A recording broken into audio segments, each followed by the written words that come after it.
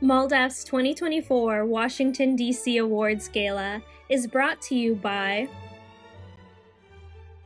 our national gala sponsors, Adobe, Verizon,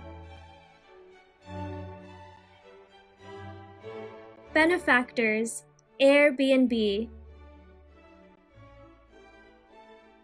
AARP, the Restaurant Law Center. Sponsors, Covington and Burling LLP, Panasonic, Wilmer Hale, Nonprofits, the Congressional Hispanic Caucus Institute, Excelencia in Education,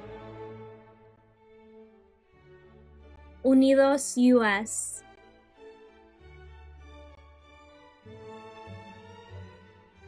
Good evening. Welcome everyone to MALDEF's 2024 Washington, D.C. Awards Gala.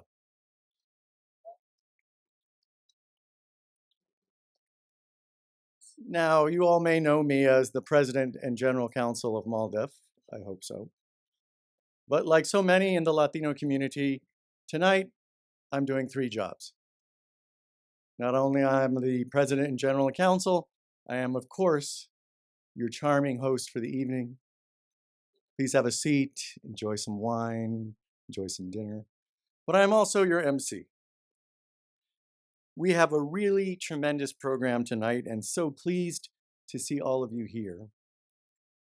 Tonight will be highlighted by three amazing honorees. I know many of you know them, are familiar with their accomplishments, and know how much promise they have to give for the future of our Latino community. They serve a shared mission of promoting a greater United States for all of us by ensuring the full and complete incorporation and leadership of our growing Latino community. For those of you who are not familiar with MALDEF's history, it has now been 56 years since MALDEF opened its doors in 1968 in San Antonio, Texas, and very shortly thereafter in Los Angeles, California. An organization created by founders from across the southwestern United States, as well as from Chicago, dedicated to creating a legal organization to promote the civil rights of all Latinos living in the United States. Today, nearly 56 years later, MALDEF is known as the Latino legal voice for civil rights in America.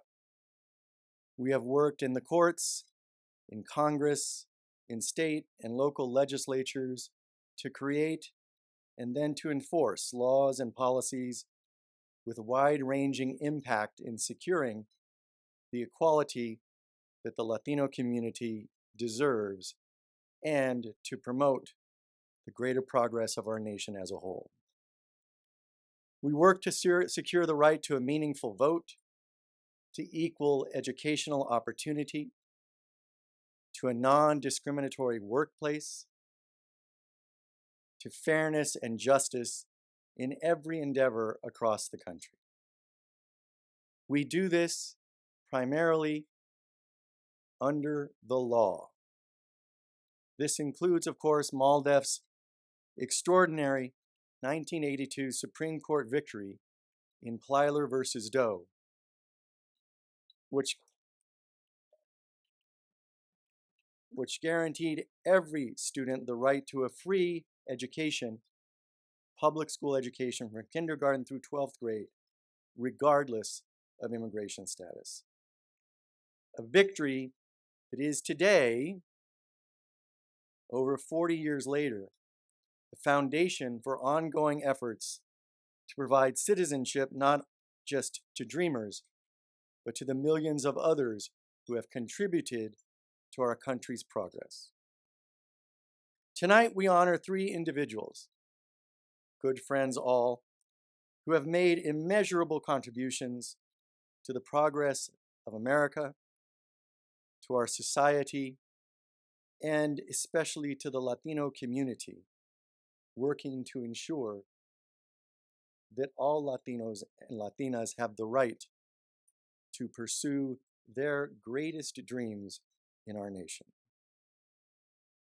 Of course, MALDEF, throughout its 56 years history, has had countless, immeasurably important partners, experts, advisors, and, I must note, courageous clients, the ones who put their names and their stories in front of courts across the country, often at great personal and family risk, in order to secure through the law greater progress for themselves, but more broadly for the community and for the nation they call their home.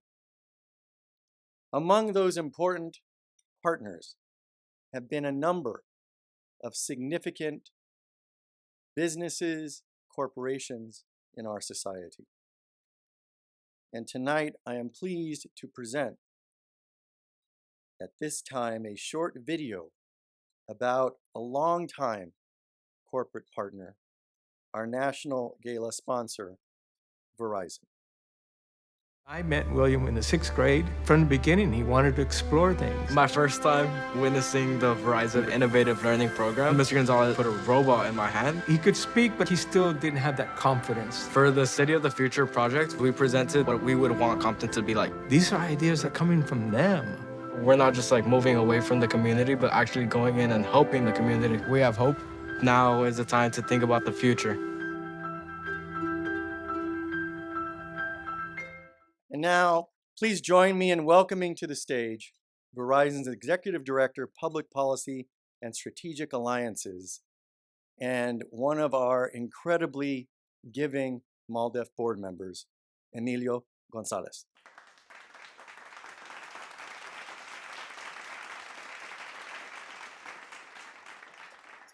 Buenas noches.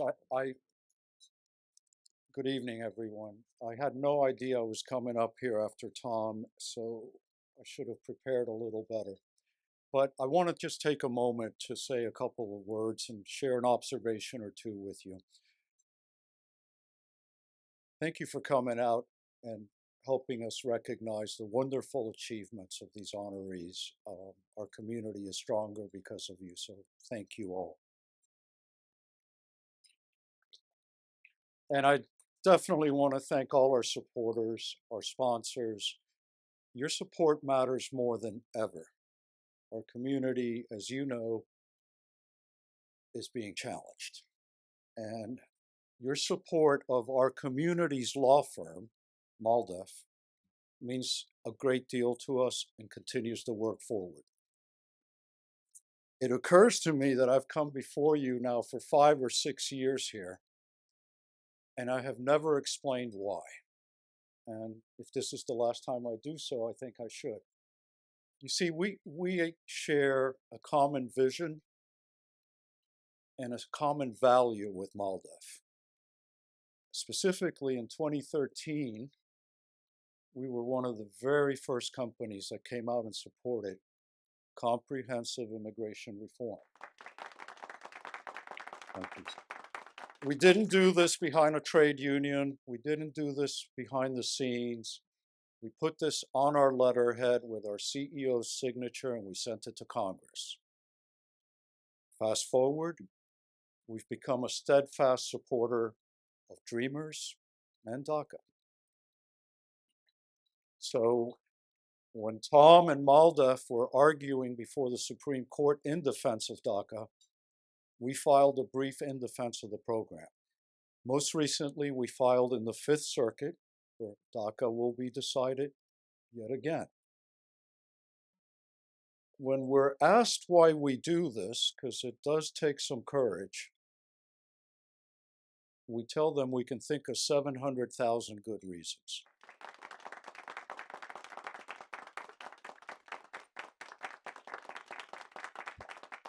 But as all of you know, good things happen when good people come together and work together.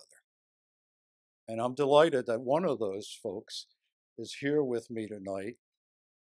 My partner, Donna Epps, Senior Vice President at Verizon. Thank you for supporting our community, Donna. And finally, I want to say a word about MALDEF. As a board member, you have the opportunity to see up close the people who comprise the organization. And as you all know, any organization is only as good as its people. I can tell you without any hesitation now for 6 years of being on this board, their dedication is unwavering. Their preparation is best in class. And their commitment to justice for Latinos is inspiring. And I want to thank them for that because I think it's a better country because of MALDEF. And not a year goes by that I am not grateful for them. It's people. They do this without any fanfare, no attention, but know that day in and day out, they are in the courts fighting for justice for this community. Thank you, y le deseo buenas noches.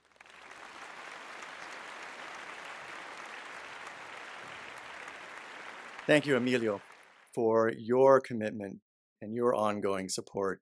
And you said it.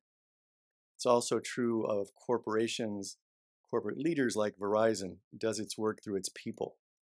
And so I want to say thank you to you, Donna, and your colleagues who I know are behind making sure that Verizon, through a number of different CEOs, I should say, has been at the forefront in support of not just the DACA holders, but most recently in support of continued vigorous commitment to equity, diversity, and inclusion initiatives throughout our society.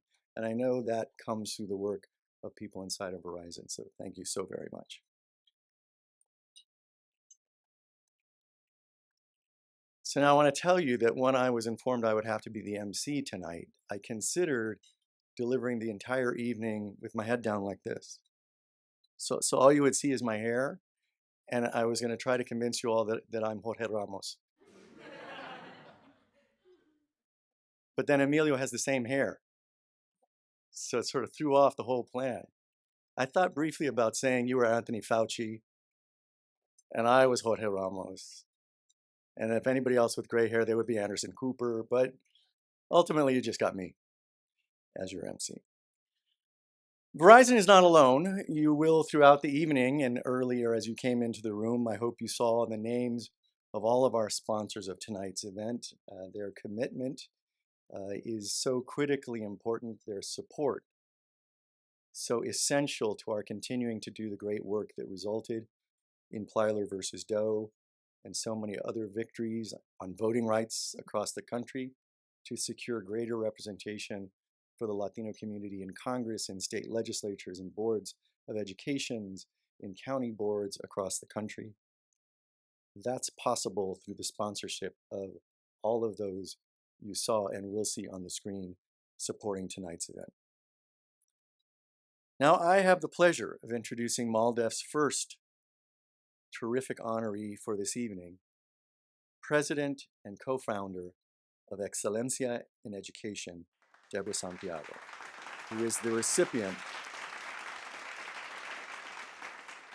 She is not just a good friend. Tonight she is the recipient of MALDEF's Excellence in Community Service Award. Deborah Santiago comes from a Puerto Rican family, led by her father, a retired member of the U.S. Air Force.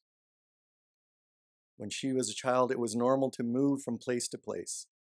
But when the time came to go to college, Deborah had to choose between following her family to Spain or staying here in the United States. Deborah chose to stay and thus had to navigate the college admissions process on her own, an experience that is not unusual in our Latino community. But an experience in this case ended up teaching her so much about the world of higher education that it led to the work she does today. Deborah graduated from Mary Washington University with a bachelor's degree.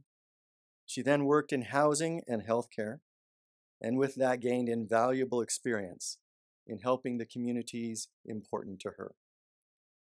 She later enrolled in a master's program in urban studies at Virginia Tech to create even more long-lasting and positive change throughout her later career. She went on to assist the Department of Education with legislation and help students on the ground in California and Texas. After finishing her master's program, Deborah joined her friend, Sarita Brown, at the White House Initiative on Educational Excellence for Hispanics. There she noted the gap between federal educational policy and the needs day-to-day of Latino students. To help bridge that gap, Deborah pooled her resources with Sarita and created Excelencia in Education in 2004. They were able to make Excelencia the premier authority on efforts to accelerate the success of Latino students in higher education across the country. Under her leadership as CEO, Deborah has expanded efforts into community-informed research and made direct changes to prevailing campus policy. She has designed programs to lower the dropout rates and increase rates of parental engagement. Throughout her career, Deborah has managed to hold institutions accountable and in the process make significant improvements to the lives of millions of students. Let's take a look at the video profile created for Deborah.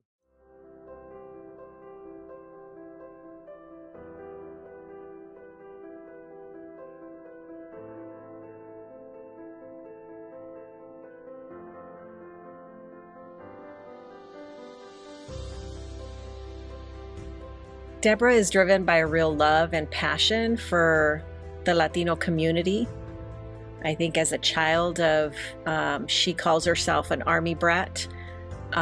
She is a true patriot to this nation.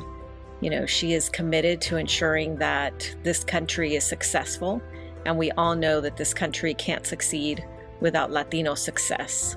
And Latinos can't succeed unless they have an excellent education. And so Deborah is part of making that happen. My first impression of Deborah is that she's incredibly smart. She's a data nerd. She loves to analyze information, but most of all, she cares deeply about the Latino community. She wants to make sure that Latinos are seated at every single table, that Latinos are encouraged to go to college, that they're supported by their institutions when they get to college. And she's just an incredible champion. She's also become an incredibly good friend. She has a big heart and love for our community, but also for supporting other leaders that are active in this work. This woman's a champion. She is a force of nature, and she carries herself so humbly, and you can talk to her. She's personable, but she also has a lot of knowledge and a lot of power. Deborah joining the Dream.us board was a game changer for us, and being able to have a statistician, such a brilliant woman who has been doing the work of ensuring the access and the supports for Latino students are done well in higher education was so beneficial to ensure that the Dream.us did the same for our Dreamer student population. Deborah's legacy will be that she unapologetically advocated for Latinos in higher education, and because of her, we have institutions paying attention and doing things differently to better serve Latino students. Because of Deborah, we will have more Latinos who go to college and experience a welcoming environment at their institutions. Because of Deborah, we will have policies in our states and in our chambers of government that really centers Latino students and support their success. Deborah's accomplishments are sizable. Even before I met her, she had done very significant work in terms of her career at some point with Aspida as a very young professional. From the time that I came to know her in the Department of Education, she was responsible for significant analysis in the Office of Post-Secondary Education. And in the time that I've had the pleasure to know her and work with her, if I may, the founding of Excelencia in Education and the way that the organization has been a platform for very significant research and analysis that is actionable as it relates to colleges and universities, practices that institutions can use, and what is probably the most significant is an asset-based perspective on the significance of the growth of the Latino community in this country. This isn't just a rhetorical statement. People talk about demography all the time. The research and the framing that she's been responsible for makes it very clear that this is a truth, not an opinion, and it's an opportunity for all who want to respond to that. That alone is quite remarkable. And she's a very generous person. And so her skills and insights have been available to other nonprofit organizations, to the cause of undocumented students in this country, dreamers. I mean, I could go on with the ways that she has made herself available, and the achievements are manifest in developments of work, of portfolios, of organizations, of advancement. All of these things, I know her, I care about her, but I can also say, let's look at the data, let's look at the record. At the core, you will see Deborah Santiago.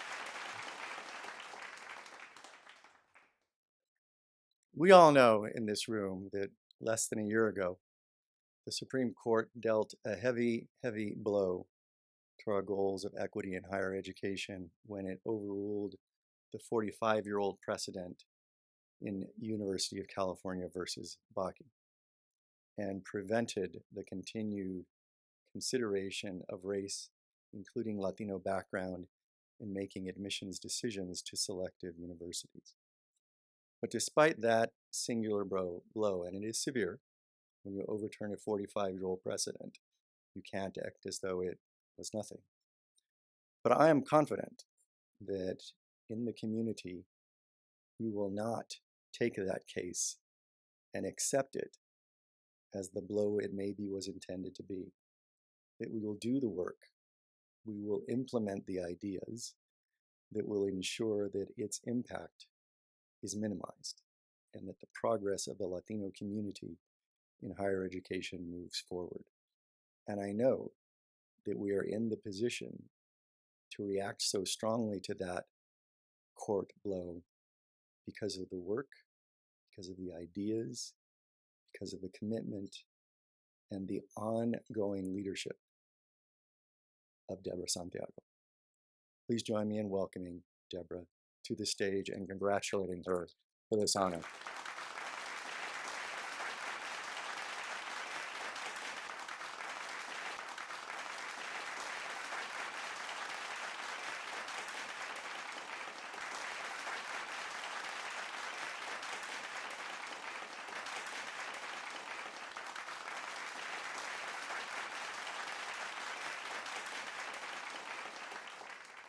Thank you all.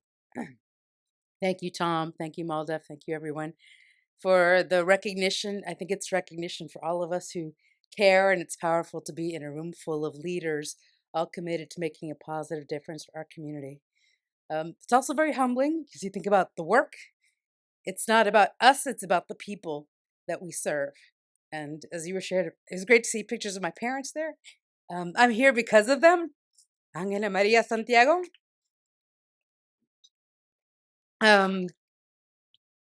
Enlisted in the Air Force, and also, we're a school worker in school cafeteria. All 4 of their children earned an undergraduate and graduate education.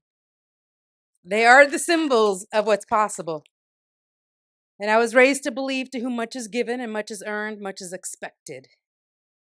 And that has guided me in the work I've tried to do, because I believe I'm a person of privilege. I have a college education, had the good fortune, worked hard to get there, and the responsibility to ensure that it not end with me, that others have that opportunity who don't have the good grace and opportunity I had with the family in the background, has guided me through my career. I do, and I appreciate Michelle and Gabby and Sarita's comments. That I do embrace being a data nerd. To me, data are the language of decision makers, and the responsibility to be in Washington, D.C. is to speak to those decision makers, make our community heard, know that we are not just worthy and capable, but we have the opportunity and the right to gain a quality education to make our lives and our family lives better, but that of our community and our country. And that value proposition is what guides the effort. So yes, data are a way to do it, but data without the story and the context and the people, day in and day out, who make the sacrifices, make the contributions, extend the hand, doesn't go very far. I want to share a quick story about MALDEF and why it's meant so much to me and my work. I was a young whippersnapper in the Department of Education back in the day. During one of the reauthorizations, and it hasn't been reauthorized in so long, people barely remember. That's how old I am at this effort, right? And of the reauthorization of the Higher Education Act. And I remember I kept asking questions, with financial aid, with TRIO. I'd start all the budgets and do all this analysis, impact analysis on these federal programs. And I'd do all this analysis on the side, trying to say, where are Latinos in this? Because back then, no one asked the question. And if they talked about us, it was very deficit based. I thought, no, no, no, no, no. I am here. I'm representative of so many of us. We have to find that asset-based lens that Sarita mentioned. We have to talk about it. Let's look at the data. What does it tell us? And in reauthorization, I'd do all this research piece, and I would want to get it released by the department, and they never wanted to release anything. So I realized with my friends that were all in education, I'd under the table give them all this research, like to make the case. And one of those folks is somebody who's not here, but is always in spirit, Patricia Loera, who was at MALDEF at the time. Yeah, some of you know Patricia, right? Yeah. And she is a force of her own. And I remember sharing all this research with her to make the case for reauthorization and all these programs. And she, in kind, shared with me the LULAC v. Richards case. And it changed my entire framing. The ability to figure out how do you make a case with data, with information, imbued with the strength and the history and the opportunity of our community was a game changer for me. Because not only could I leverage the data and the storytelling, and I could be in the room where it was happening, I could make that case solid. I'm not a lawyer by training. I don't think you need to make the case for a community and the commitment you have and to show people what's possible.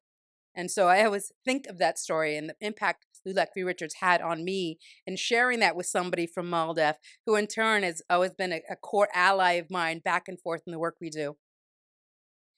And, from that experience, I realized that, I am so fortunate to be in rooms where it happens, and had the good fortune to meet Sarita, my colleague, my sister, my kindred spirit, in this work that we've done.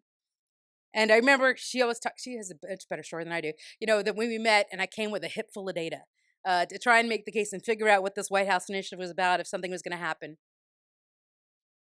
What we saw was an opportunity to do something that wasn't being done, to be an advocate and a voice for our community in those policy rooms. And I remember I was the only Latina policy analyst in the entire Department of Education at the time. Thought that is sad.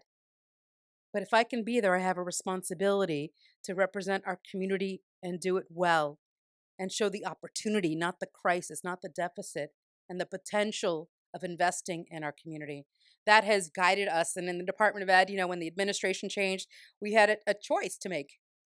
We didn't hear it happening. So, I've always believed if you can't find it, create it.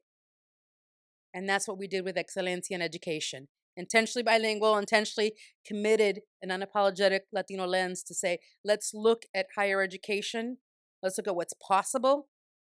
And let's do something about it. Let's inform and compel action. Don't leave it at that demographic analysis. Think about what we can do, show where it's working across the country, raise the standards and expectations, and then hold institutions accountable to ensure that our students are included or a part of it, that we leverage their strengths and the opportunities they have going forward. That's very different than the dialogue that we were hearing at the time. I'm grateful that we still have a strong sense and growing network of folks that believe, that are committed, that are doing the hard work day in and day out. Because when we get these challenges, as Tom was mentioning, it's what unites us as a community, and it is our service to each other to believe in something bigger than we are, but that we are part of, that I think grounds us and makes so much more possible. So with all the challenges we have and that we face, it is being in community with all of you, celebrating each of your individual accomplishments. Us together, it might be symbolic of it, but I know it's so much more. It's a community that's committed to those of us who might not have as much, but have opportunity to do so much more for each other in our community. So thank you for the recognition. Thank you for your time and effort. Please continue to do so. Thank you for the community that you've created for me and that we try to create for others. It matters every day in small ways to make a difference for our community. Thank you.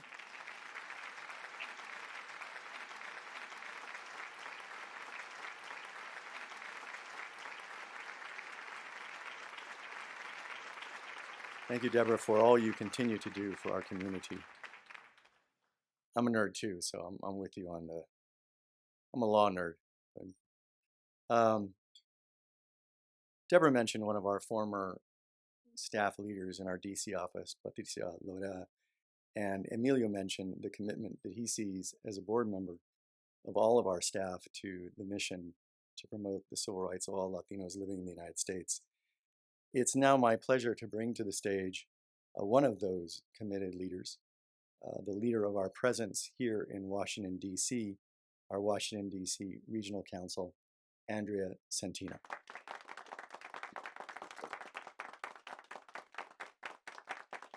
Good evening, everyone. It's a pleasure to be with you here tonight. I'd like to congratulate each of the honorees tonight.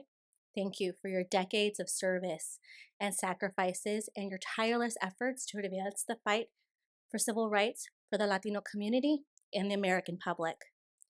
Today, we are faced with a sustained and serious threat to the Latino community that includes attacks by emboldened anti-immigrant and anti-Latino extremists seeking to erode our civil rights and our democracy. But for more than 50 years, MALDEF has remained unwavering in our focus and our commitment to fighting for civil rights and combating discrimination. As I reflect on the past year and the important work that our DC office has done in the Southeast and here in the nation's capital, I think of all the ways in which the work that we do today lays the groundwork for the victories in the future. In line with the growing line of lawsuits that MALDEF has brought across the country to ensure that financial institutions do not unlawfully discriminate against the Latino community or erect impermissible barriers to financial products, our DC office has continued our work to challenge discriminatory banking practices against non-US citizens. The ability to access banking institutions and financial products is a basic necessity in the modern world, and our work in the region is an important part of our broader goals to ensure that all Latinos are able to exercise this necessity. Additionally, I had the honor of presenting oral argument in front of the Fourth Circuit Court of Appeals on behalf of our client, a mom from Ohio in a mixed status household. She was denied a CARES Act stimulus payment for her teenage son because he aged out of eligibility by the time that Congress fixed a discriminatory law that excluded Mrs. Rueda and other mixed status families from COVID relief funds for their teenagers. And while our legal challenge was not successful based on a technical reading of the law, it remains critical that MALDEF continue to challenge discrimination and unequal treatment of our community, and that we stand in court for those who are most affected by discriminatory laws, even when a win is not guaranteed. Indeed, especially when a win is not guaranteed. MALDEF is also part of a broad coalition of advocates who continued a multi-years push for a long-needed change to the way that the federal government asks about race and ethnicity, including in the federal census. Those changes were finally announced earlier this month, and this new format means that many Latinos will now be able to self-identify more accurately. More accurate and complete data on the entire US population and the Latino community, which is this country's largest racial or ethnic population, minority population, are critical to the ability to enforce civil rights.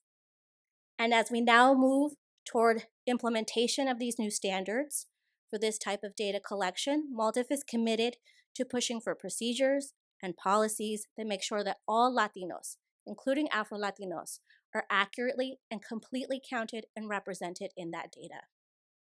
So as we look to the year ahead with a presidential election in the fall, our office understands how critical MALDEF's work is to upholding the rights of our community and democracy in the US. And we know that our work today to advance voting rights, non-discriminating education and employment, immigrants' rights, and our freedom from racial bias, they're not just opportunities to make change today, but to lay the foundation for large-scale change that will benefit generations to come. I am deeply honored to be leading our DC office in this work and to contribute to the progress for civil rights for all. And our work would not be possible without our clients and our excellent staff in DC and across the country. I want to take this opportunity to welcome our newest legislative staff attorney, Ellen Finley, to our team. Of course, none of this progress is possible without your generous support. The challenges facing our community are ever increasing, but I assure you that MALDEF continues to fight day in and day out for all members of our community. And I hope that we can count on your continued generosity, because together we can advance civil rights for all Latinos. Thank you. Let us return to recognizing the truly extraordinary honorees we have tonight. It is now my great pleasure to introduce another friend and indeed a former Maldefian, our next honoree, Jose Magaña Salgado, principal and co-founder of MASA Group. Tonight he is the recipient of MALDEF's Excellence in Legal Service Award. Growing up, Jose was an intelligent child who faced more roadblocks than most. As an immigrant, he worked twice as hard as others, and from a young age, he proved himself to be a strong student through exemplary grades. He worked at cleaning houses, and he was a dependable son who translated regularly for his Spanish-speaking mother.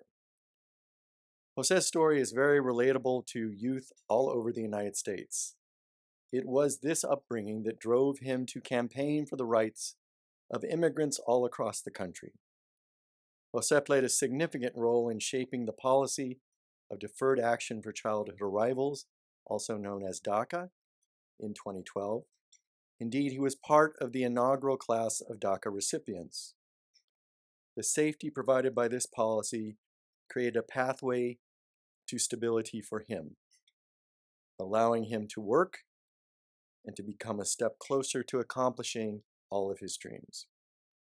Jose received a JD from Baylor Law School, became a Roddenberry Fellow, and was also an integral part of MALDEF's legal team here in DC during a time of tremendous discussion, though unfortunately with no positive end around immigration reform. After he left the MALDEF team, though still a part of the MALDEF family, Jose founded Masa Group, a locally based consulting firm dedicated to immigration advocacy at every level of government. Throughout his abundant career, Jose has managed to help protect immigrants from deportation, expand their access to health care, and shape federal policy to ultimately provide a path for inclusion to all those millions who have contributed to our country's development over many, many years. In a different vein, his impact can also be felt locally, as he is the manager of Edgewood Community Farm, a nonprofit farm developed to distribute fresh produce to the food desert of Northeast Washington, D.C. Join me in taking a look at the video produced to honor Jose's work.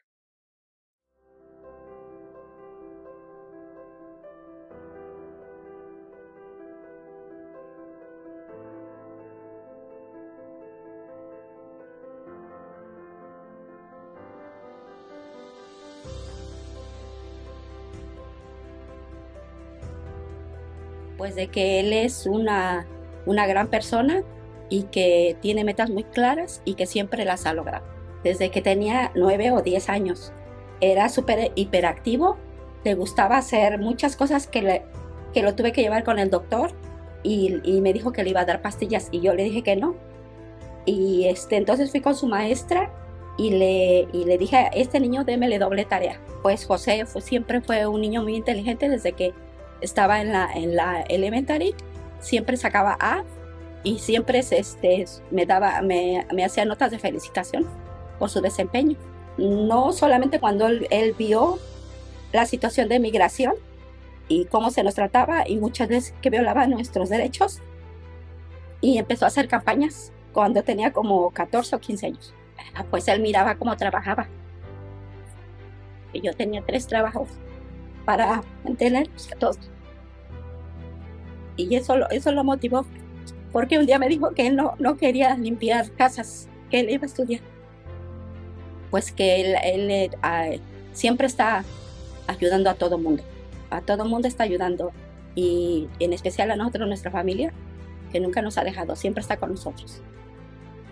I think what drives Jose is being son of an immigrant, a mom who worked really, really hard to provide for him and his family beyond wanting to fulfill what we know as the American dream. Jose has a drive to do that and give back. Jose was very dynamic. He's always been somebody that when he walks in, he talks really fast and is really engaging, and you can see off the bat that he is very, very smart. And he's someone that's also very kind and wants to include other people and help other people as he is trying to find solutions for his own issues, as being undocumented or being an immigrant in this country. Jose really lives being undocumented and unafraid in every facet of his life. It was clear Jose's dedication and commitment to the undocumented. It was clear from reviewing just on paper how much he had done at a young age for his community in Arizona, how much he had done in law school. In Texas, it was just really clear this was someone who had a clear vision of what to do with a law degree. So my impression of Jose is this is probably someone who's destined to be a MALDEF attorney, or at least a clear immigrant rights advocate in some form. Jose loves to give back. Jose gives back to the communities he's part of. He has been dedicated to the rights of non-citizens in almost every aspect he's done. What drives that, I believe, is the lived experience. He really believes, learns, and folds into everything he does, whether it's services to others, whether it's lending his name or his affiliations to litigation. It's always in service of protecting the rights and opportunities of those communities he identifies with. So Jose is all about public service. So he is the best of what all lawyers go off to law school to do. He's one of the few that actually has gone and done it. Every step of his career, every position he's held, he finds a way to give back to a bigger and greater cause, always in service of protecting rights. So one of the things that I think it's really beautiful to see from Jose is just how smart he is and how much information he has in his brain. You know, him going to law school, and he's just very impressive. The work that he does, when he writes, the policy papers he puts together are always so good and so sharp. And I'm just really proud to see that a dreamer that had all these barriers and all these people, in essence, putting things in front of him for him not to succeed, have neither jaded him, have neither made him feel any kind of way towards others. And he really is proud of who he is as a Mexican American who is in this country, who has fought really hard to be recognized. And it's, you know, something that I feel immigrants overall have, and dreamers in particular, but that it's beyond, you know, and his immigration status. It's beyond his work, and it's just who he is as a person.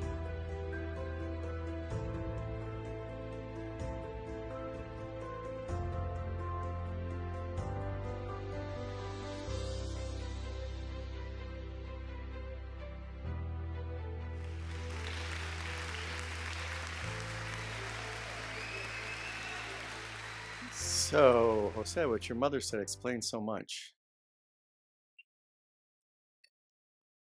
Now, folks, it's been many years since Jose worked at MALDEF and since I worked with him. And I confess that I have worked with many, many, many attorneys at MALDEF over the now 27 years I've spent at the organization. And I admit that as your hair gets grayer, you start to forget some of those people that you hope to never to forget. But there are a few who are just unforgettable. And Jose is one of them, whether it's the passion, the commitment, the tenacity, and the creativity, all of it put together. He was and is an unforgettable Maldefian, and the work he's done since proves that that makes complete, total sense. Please join me in welcoming to the stage and congratulating Jose Magaña Salgado.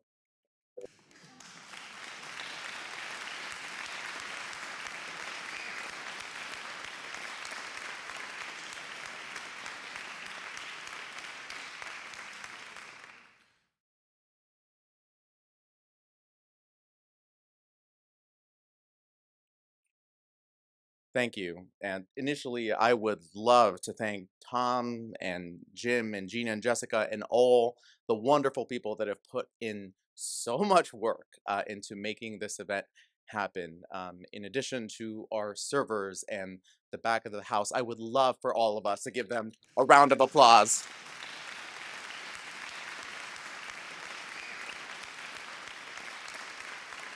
I'd also like to express my gratitude to my mom, Sylvia, who not only traveled over 2,000 miles to be here, but also traveled from Mexico, when she left everything and everyone she knew with an infant straddled about her, carrying that person across rivers and borders to give them an opportunity to embark on a journey that would one day lead to this stage. I'd love to give a round of applause to my mom, Sylvia.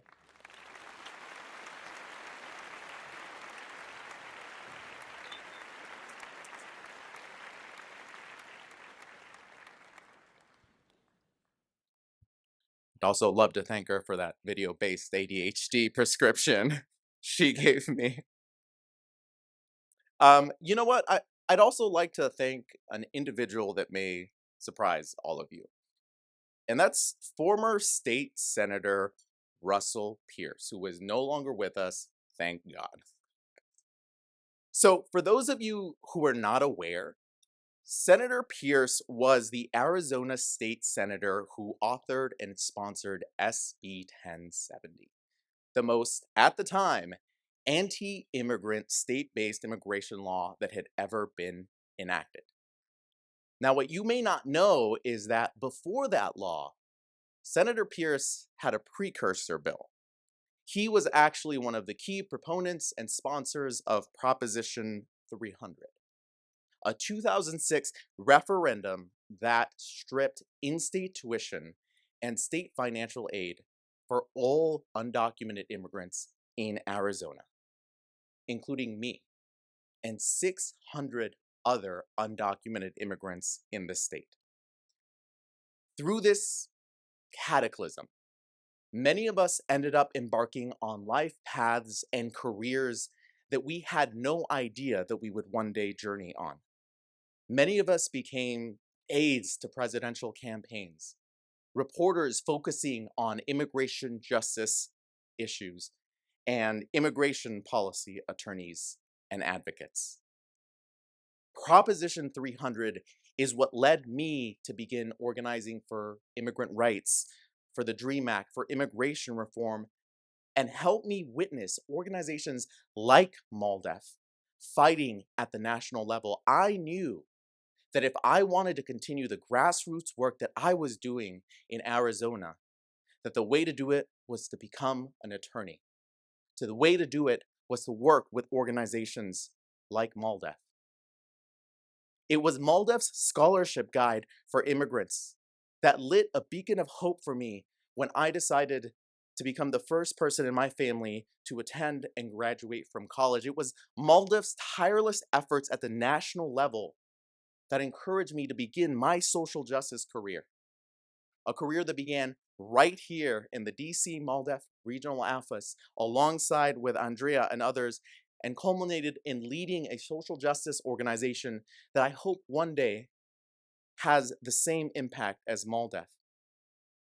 You know, Russell Pierce triggered this raging storm that has continued to occur long after he is gone, and has continued to sweep through this nation in such a manner where immigrants have subsequently clawed and fought their way to the table.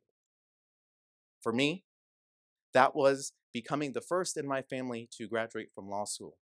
That was being part of the first crop of DACA recipients, being part of the first crop of folks to get barred in Maryland and DC, to be a legislative staff attorney in this nation's capital. And, most proudly, to work with MALDEF as a plaintiff intervener in the DACA Fifth Circuit case to continue to fight at every level of this nation's court to ensure that DACA remains the law of the land.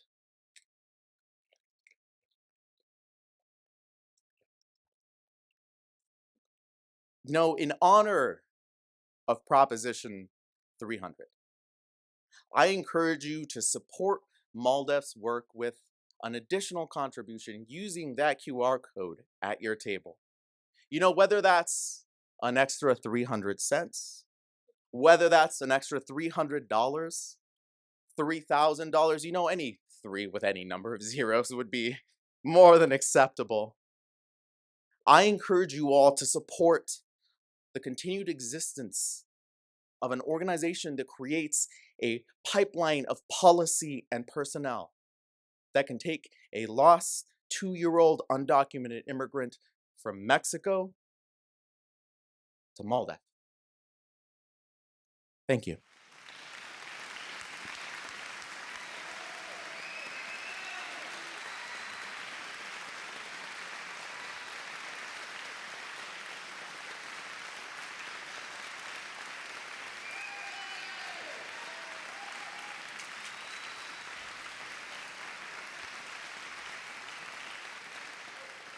There you all got a flavor of how unforgettable he is. From the suit to the speech. It is now my pleasure to introduce our third honoree this evening. This final award goes to Isabel Casillas Guzman.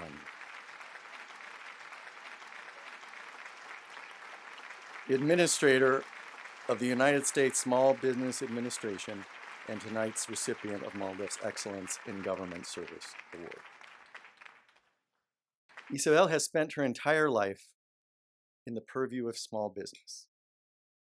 Her father owned several veterinary hospitals in California, and that influenced her high regard for the small businesses all throughout America. She experienced firsthand how business owners like her father were able to forge genuine connections with the communities they serve. Guzman earned her Bachelor of Science degree from the University of Pennsylvania Wharton School of Business. With this prestigious educational background, she was able to launch her own business and advise others in their attempts to do the same. During the Obama administration, Guzman served as the Deputy Chief of Staff and Senior Advisor at the Small Business Administration. She oversaw the implementation of new programs and created policy to help small business owners. She then served as the director of the California office of the Small Business Advocate under Governor Gavin Newsom, acting as a voice for small businesses in the 5th largest economy in the world. Through this role, she aimed to assist previously underserved business groups and provide them cutting-edge technological resources that would aid them in advancing their endeavors. Guzman also diligently helped small businesses to survive the COVID-19 pandemic by advocating fiercely for the expansion of a grant relief program totaling $2.5 billion. In 2021, Guzman was sworn in as the 27th administrator of the Small Business Administration. It is thanks to her leadership and innovative strategies that the underserved small business owners of our nation have access to the resources they need. For example, in 2023, the SBA approved $3 billion in loans to Latino and Latina-owned businesses. This unprecedented rollout of assistance to the Latino community was aided by the SBA's Community Navigator program, which met business owners on the ground and communicated in their native language. With Isabel at the helm, the SBA has been able to slowly repair the damage wrought by the pandemic on small businesses across the country. Please join me in viewing the video created as a tribute to Administrator Guzman.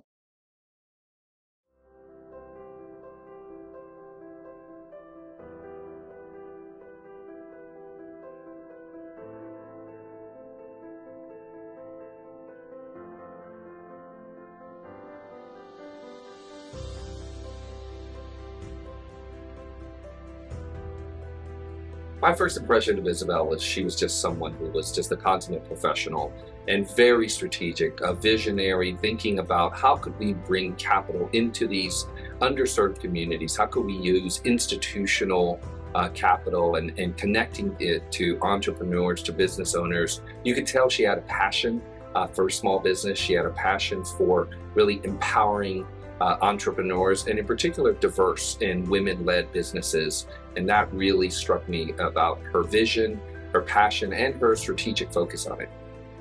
When I'm thinking about Isabel's most important accomplishments and inflection points, one that stands out so much is her bringing our entrepreneurs through the Paycheck Protection Program through to its end.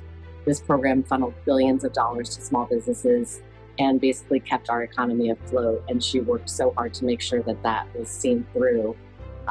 She has also heralded a time with the most business starts and the most Latino business starts ever in our nation's history, which is so impressive and really a testament to her leadership.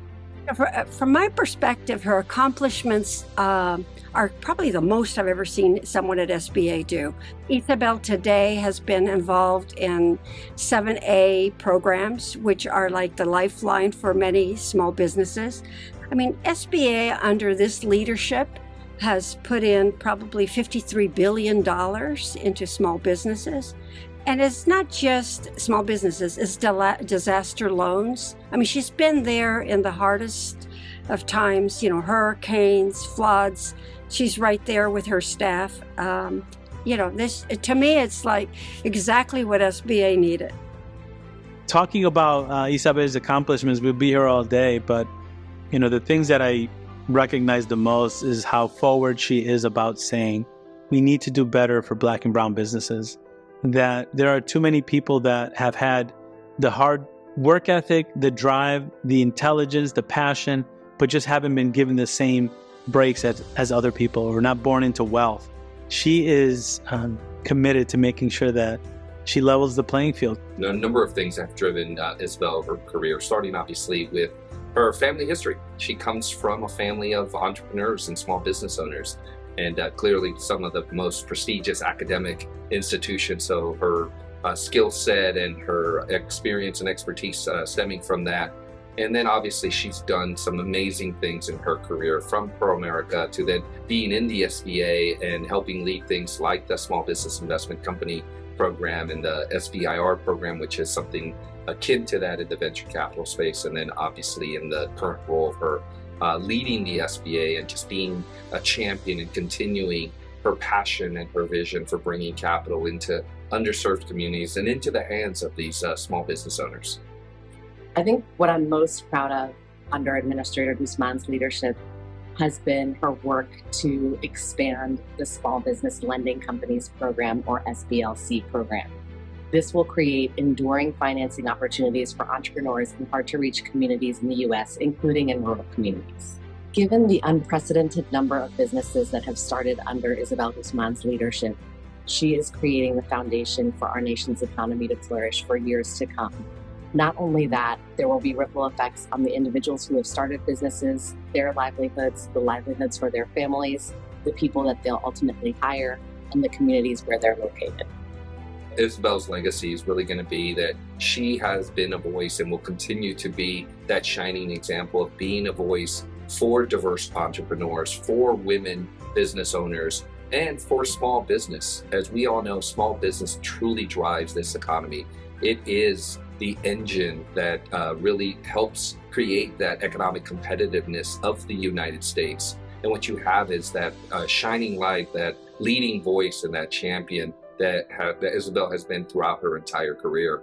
To me, that will be her legacy. And I know there is still way more to come in her future, but clearly we are so proud of the fact that she is in this role, leading the SBA, someone who's so passionate, someone who is so determined, and clearly so skilled and experienced to be leading that organization.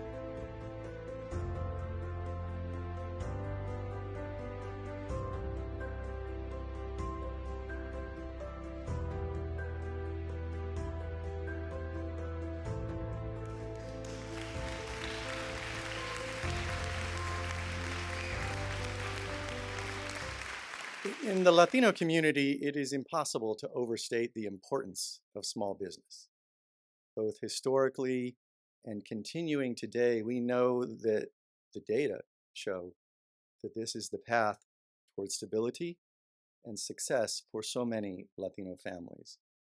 But particularly today, when we know that we are on the cusp of a potential decision in 2 years or so that could force many of our most creative and entrepreneurial young Latinos and Latinas into small business if they are unjustly denied work authorization. So I can think of no better time for us to have an innovative Latina like our honoree at the helm of the SBA. Please join me in welcoming to the stage and congratulating SBA Administrator Isabel Casillas Guzman.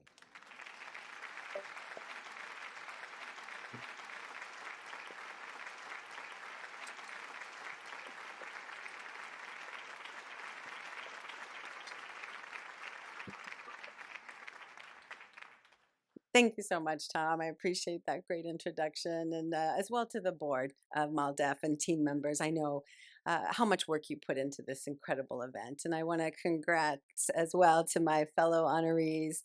Just incredible stories that provide inspiration for us all. Thank you for sharing so much with us. It is a tremendous honor to accept MALDEF's Excellence in Government Award. The work you do advancing Latino civil rights, including economic justice, is foundational to successful, vibrant entrepreneurship in this country, which is, of course, my area of passion and expertise. And this award is a highlight truly across my 3 years of service in the Biden-Harris administration. I'm thrilled to be receiving this. And frankly, my government service on behalf of America's 33 million small businesses and innovative startups has been a series of very humbling honors.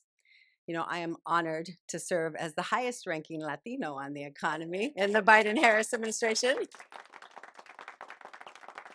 And in an administration that looks like America, in the most diverse cabinet in history with 4 Latinos. And within an administration who has a record of accomplishments of delivering opportunity to all Americans. And from day one, the Biden-Harris administration agenda has been centered on equitably growing the economy, as the president says, from the middle out and the bottom up, truly with middle class and small business owners front and center. And like so many Latino families, the American dream of business ownership is what I grew up believing in. You heard my origin story of small business. And when President Biden defines America in one word, as he likes to say, possibilities, I think entrepreneurship and all that it offers. And from my dad's East LA Dog and Cat Hospital that he opened when I was 1 year old, yes, East LA, to my grandma's cleaning business in Texas, to my own former ventures that I've launched throughout my life. My passion for small business truly runs deep in my genes. And that's why 3 years ago, when the president inherited an economy on the brink, truly, I proudly got to work at the SBA to right the ship on COVID relief and disperse in the president's first year $450 billion in COVID funds to save millions of businesses. And with equity front and center, that meant clarifying that PPP was available to those I-10 holders and that they should apply. And I'm proud that this quick action played a part in helping President Biden's rescue plan to build the resilience and deliver an economy right now that has strong growth, that has a strong labor market with over 15 million jobs created and wages outpacing inflation. And thanks as well to the fastest creation rate of Latino-owned small businesses in more than a decade, we also have a strong small business boom in America. It's 17.2 million new business applications filed that are driving this boom. It's incredible. And it's all across the country in every state and industry. And small businesses are creating competition and strengthening the supply chains, which that's the undercurrent that's fighting inflation, which is such an important part of our economic agenda and something we're working so hard on in the Biden-Harris administration. And small businesses are also innovating and solving global problems. And small businesses are defining our neighborhoods along main streets and avenidas de Cesar Chavez as well. And about half of our Latino business owners are immigrants pursuing their American dreams. Immigrants accounted for 36% of all new businesses last year. That's compared to historic averages. We say that 1 in 5 businesses are owned by immigrants, and 1 in 4 was in 2019. So this is a huge increase. Latino and immigrants are starting small businesses at 2 times the rate of the US population as a whole. And the 5 million Latino small businesses contribute nearly 3 million jobs and over $800 billion to our economy. So they are important and critical. And that's why my work to create a small business ecosystem that looks like America and supports all Americans with great ideas from everywhere and anywhere is really personal to me. And increasing access to capital. And so Latino businesses can grow and create more jobs at an equitable rate as their peers. And thanks to the transformational reforms at the SBA, we have increased lending to underserved communities. SBA is a $50 billion portfolio every year. We have $500 billion under management.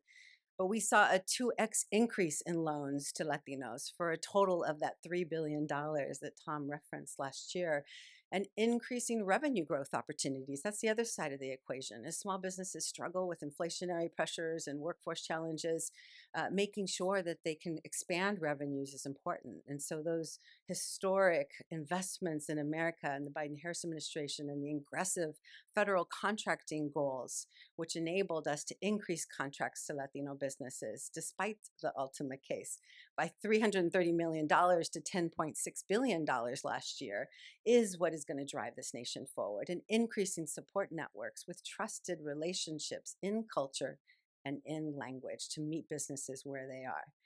I want to definitely see this SBA that has that profound market impact every year really make an impact for the Latino community. So I want to see the next Nathaniel Rue, who's one of the founders of Sweet Green. He's the son of a Taiwanese immigrant father and a Mexican mother. And he talks about how he couldn't find funding originally for his first location in DC, but was able to go back to the Latino EDC in DC and find SBA's microlending program that helped fund and start Sweet Green. You know, I want to support the young founders like Maricela in Green Bay, Wisconsin, who worked as an immigrant farm worker on the fields until she was 13 years old, but whose father, she tells me, cries every single time he walks into her beautiful downtown salon, which is the Brow Beauty Bar. It makes me want to cry today, but you know, I want to invest in more founders like Alando and AJ, who were these great Portland-based second-generation owners of a company called Core, who are building on their father, Alonso's, impressive waste hauling business. And they're becoming global innovators in waste management and sustainability with the help of an SBA-powered innovation research grant.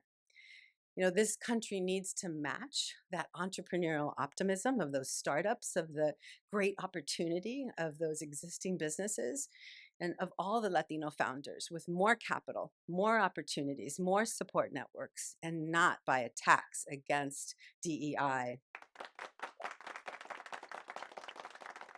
And at the Biden-Harris SBA, we're matching the optimism of the Latino founders in the marketplace. And it's truly on behalf of all of those 5 million Latino entrepreneurs, and growing everywhere, that I accept this award, as they're the ones who inspire me. They drive my work forward, and they are the future of our nation. And I want to just end by thanking my incredible team that's here, because SBA is mission-driven and focused to delivering for all of our great entrepreneurs in this country. And that's how our democracy, that's how our economy, that's how our global competitiveness will advance in this nation. So adelante to all the Latino entrepreneurs, and thank you so much for MALDEF.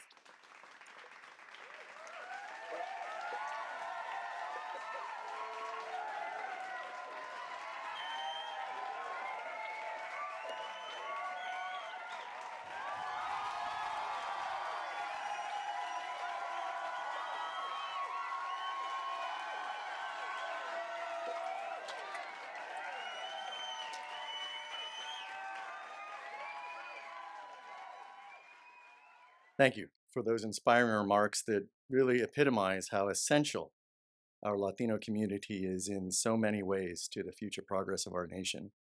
And thank you for your ongoing efforts to support our entrepreneurs. Had time permitted, or MALDEF technology permitted, I would have done a wardrobe change, because I'm now up here as Thomas Hines, President and General Counsel of MALDEF, not your MC. I would have at least changed my tie, but didn't happen. This is the time of the evening where I first begin by giving thanks. Ordinarily, I would, of course, give thanks to our MC, so let me do that. Thanks to our MC, Jorge Ramos, for leading us through this evening. Thank you to all of our sponsors for their support. Thanks to all of you who are contemplating giving your support through the text to give. I want to thank our board members, past and present. We have at least 2 of them here, so I'd like our MALDEF board members who past or present to please stand and accept our gratitude for all of your support over the years for MALDEF's mission.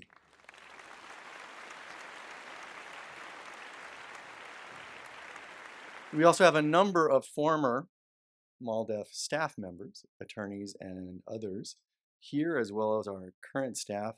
And I want them to stand and accept our gratitude for their continuing commitment to promoting the mission of MALDEF.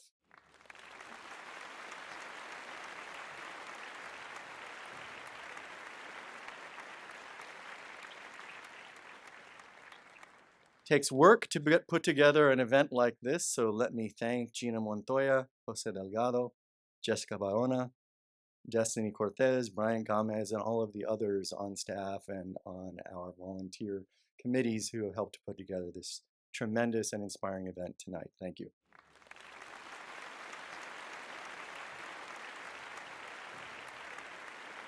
And I was expecting a terrific evening of inspiration from our honorees, and they more than delivered what I expected. So let me again thank our terrific honorees, the committed and wise Deborah Santiago,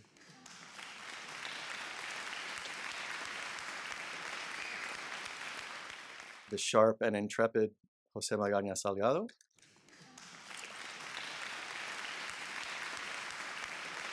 and our dedicated and iconic Isabel Casillas Guzman.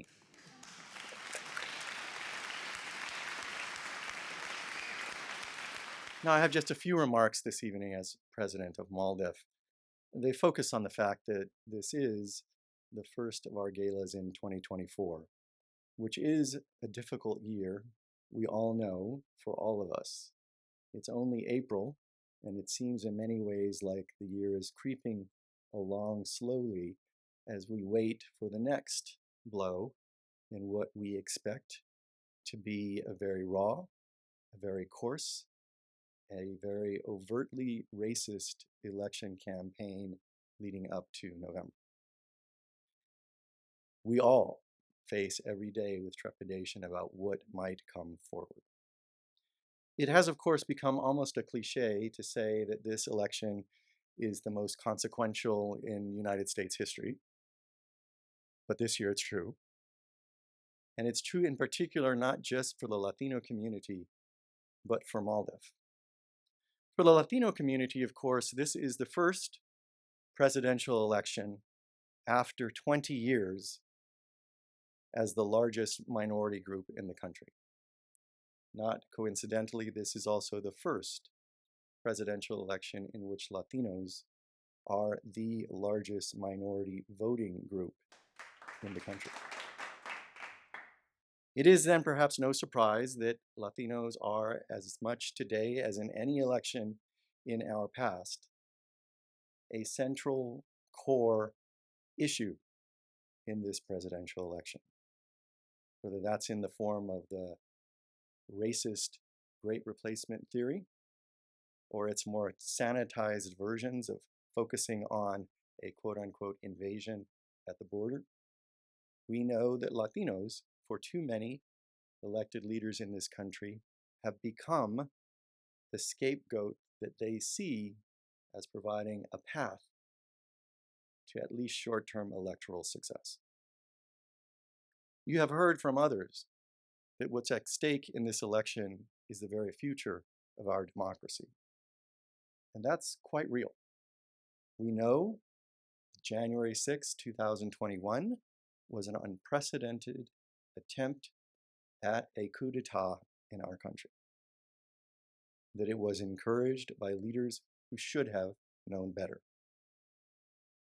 That less than 4 years later, the denial around what was involved has become rampant, coexistent with the rise of this invasion rhetoric, attempting to create a greater enemy than the one that we know reared its ugly head on January 6th. But as I said, tonight I want to emphasize that it is not only the most consequential election for Latinos and for the country as a whole, but it has a particular poignant importance for MALDEF. As I mentioned, we were founded 56 years ago by a set of Latino leaders, lawyers and non-lawyers, from across the Southwest and from Chicago, came together to create an organization very much modeled on the NAACP Legal Defense and Educational Fund, which had achieved the monumental victory in Brown versus Board of Education a decade and a half prior. Now, they could have come together in the late 1960s. As I said, we opened our doors in 1968. Those leaders could have come together with a revolutionary agenda. And I'm certain in other contexts I have described their agenda as revolutionary, but I did so as metaphor. But in the mid to late 1960s, it would not have been a surprise had they actually focused on a revolution, an attempt to overthrow the existing United States and create a new one. But our leaders, our founders, consciously chose to pursue a path that went through the legal system. Again, following the precedent set by Charles Hamilton Houston and Thurgood Marshall and the other many lawyers, men and women, who led LDF through its early years. They made that choice because they had a belief in the rule of law in the United States. That is to say, a belief that the law would eventually provide a path to equity and opportunity for all. That the law would provide a path to fulfilling for the first time in its history the aspirational words in our Constitution and Declaration of Independence. That is to say that the founders of MALDEF chose reform over revolution. And they chose it for the path of the law. And again, they did this despite knowing at the time, from their own experience as lawyers or community leaders, that the scales of justice at that point seemed permanently weighted in favor of the white and the powerful in the United States. That at that time, the scales of justice never came down for those without power, without money, for Latinos and other people of color. So there was an audacity to that belief in the rule of law by MALDEF's founders. The rule of law and the belief in it is what preserves our democracy. It's what prevents January 6th from having occurred in prior elections, even when our law mandated that an individual who had not achieved anywhere close to a majority of the popular vote would take office. Indeed, it is the rule of law that unites all of us in this common endeavor called the United States of America. From the most recent immigrant to those who can trace their heritage back to the beginnings of the country. We have a shared belief that the rule of law means that despite the many violations, despite the many flaws, that ultimately we have a system that will ensure that what is in our Constitution, the guarantees of equal protection and due process and free speech, will in fact be vindicated through nonviolent means in our court system. It is that belief that unites us all, even when we face what are clear and palpable injustices in schools, in workplaces, on our roads, highways, throughout our society. That rule of law that our founders at MALDEF were dedicated to is what causes us to adhere as a nation. And yet we see a threat to the rule of law, assertions of immunity for folks whose grounds for that assertion is as flimsy as their understanding of the basic elements of legal propriety in this nation. We see assertions that rights are unequal and ought to be distributed unequally, that the First Amendment free speech rights of a prominent businessman should somehow supersede those of an immigrant whether an immigrant reporter or an immigrant worker. We see threats to those who are responsible for the rule of law, whether judges, district attorneys, or jurors. We see, even before, a disrespect for law that would place on the Supreme Court a justice whose appointment was only possible because of the obstruction of the Senate for over 10 months in refusing to appoint the successor of a deceased justice, only to be followed by another justice put in place by the too hasty approval over less than a month of the successor for another deceased justice. But at MALDEF, we already see creeping, insidious threats to the rule of law in our work.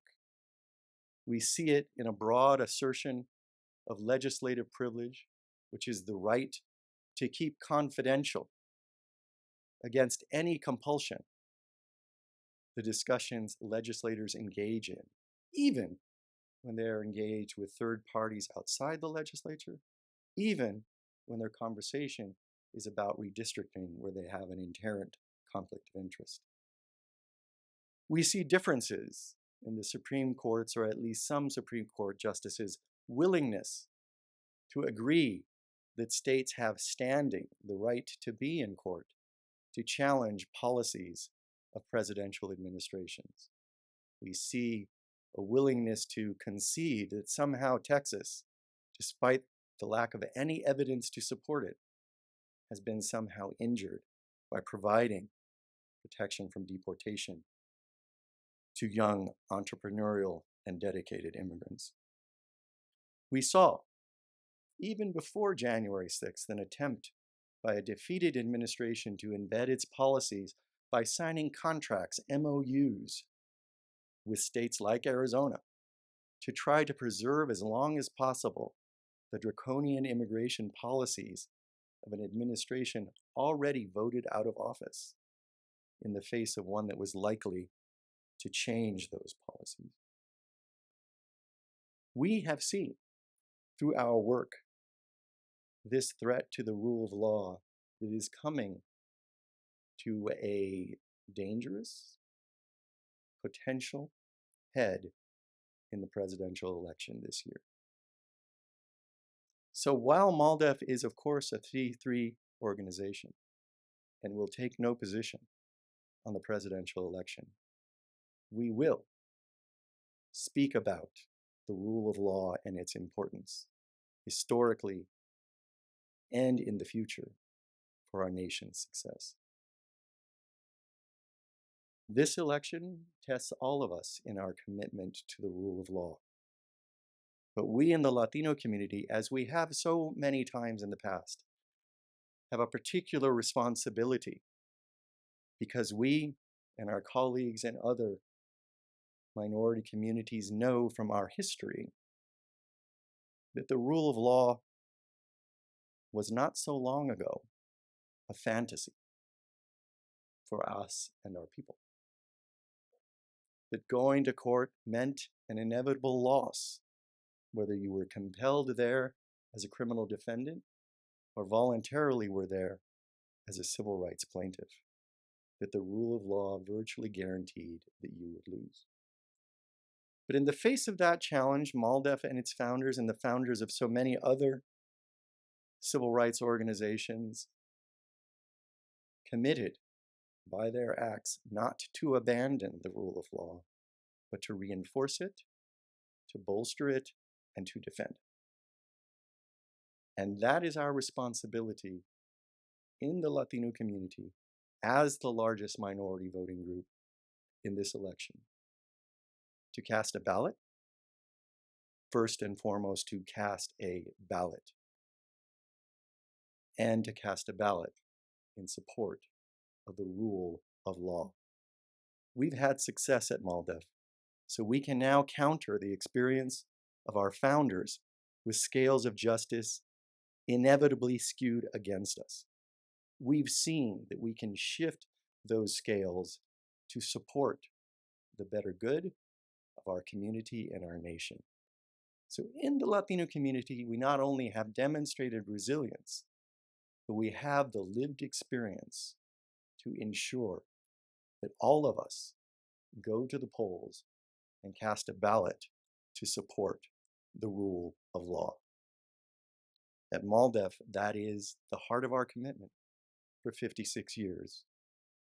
And I believe that together with all of you in this community, we will be responsible for ensuring that the United States and its unifying principle of the rule of law prevail beyond 2024. Thank you all. We'll see you next year.